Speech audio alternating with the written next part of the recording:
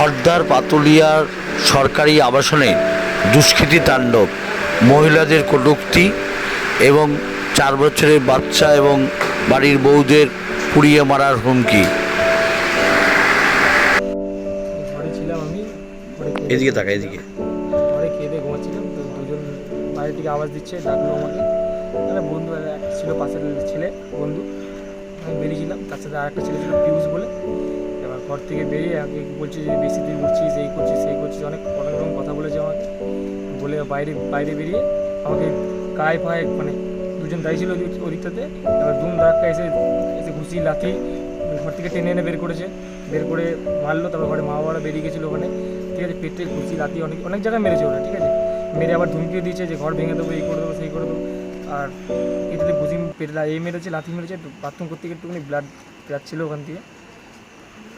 কেন মারলো, কেন বলতে পারবো না স্যার, কেন খুব ব্যথা করছে মেরেছে। কী নাম তোমার? রিকি ঘরে। জোরে বলো। রিকি ঘরে।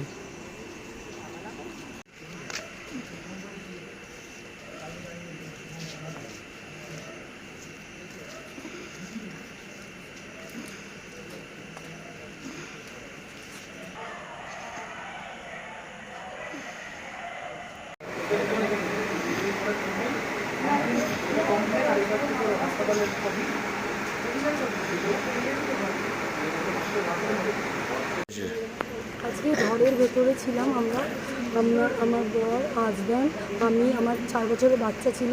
ওরা সব বাইরের ছেলেরা এসেছিলো, কোয়ার্টারের অনেকগুলো ছেলে ছিল কোয়ার্টারে, সব নিয়ে এসে লাঠি দরজার মধ্যে স্বামীকে বের করা হলো।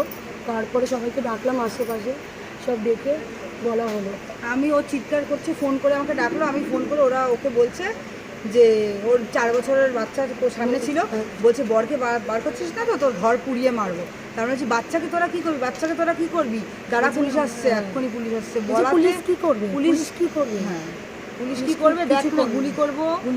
দরজার মধ্যে লাথালাথি করছিল, তখনও ফোন করেছিল। এবার আমি এসে ঢুকে যাচ্ছিল, বার করেছি, মানে সবাই মিলে বেরিয়ে গেছে, সবাই মিলে একসঙ্গে যখন এসে যখন বলছি বাচ্চাকে কি করবি, তখন ওরা সব এগিয়ে যাচ্ছে, তাড়াতাড়ি করে পালাচ্ছে, দৌড়ে পালাচ্ছে।